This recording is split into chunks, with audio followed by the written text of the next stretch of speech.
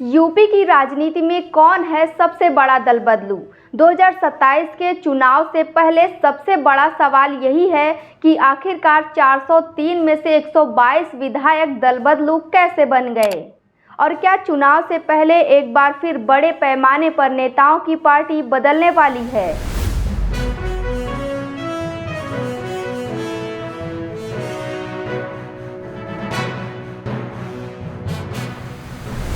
उत्तर प्रदेश की राजनीति में एक ऐसा आंकड़ा सामने आया है जिसने सभी दलों की चिंता बढ़ा दी है।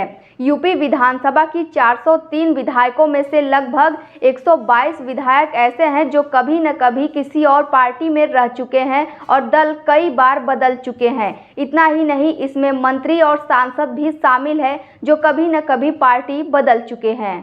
लेकिन इसमें सबसे ज़्यादा चर्चा बीजेपी को लेकर हो रही है, क्योंकि रिपोर्ट्स के मुताबिक बीजेपी में लगभग 30% विधायक ऐसे हैं जो दूसरे दलों से आए हुए हैं, यानी कि जिन पर पार्टी आज भरोसा कर रही है उनमें बड़ी संख्या में ऐसे चेहरे हैं जिन्होंने कभी दूसरी राजनीतिक पार्टियों का दामन थामा था।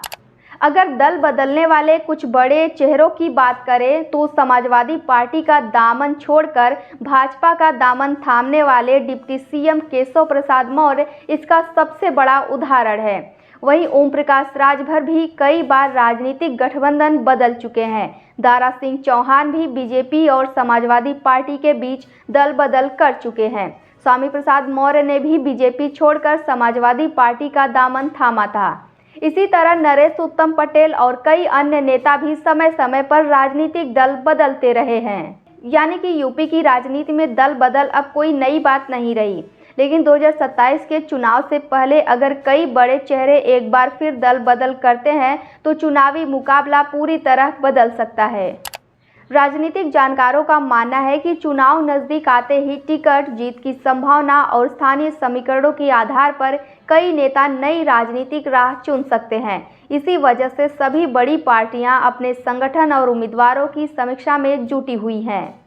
दल बदल भारतीय राजनीति में कोई नई बात नहीं है, लेकिन जब एक ही राज्य में इतने बड़े स्तर पर विधायक अलग अलग दलों से आए हों तो यह साफ संकेत देता है कि चुनावी राजनीति में विचारधाराओं के साथ साथ जीत का गणित भी सबसे बड़ी भूमिका निभाता है।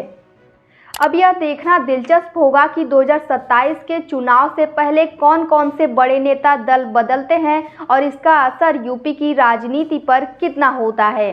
लेकिन अब आप बताइए, क्या दल बदलना लोकतंत्र को मजबूत करता है या फिर जनता के विश्वास को कमज़ोर करता है? कमेंट में अपनी राय जरूर बताइए।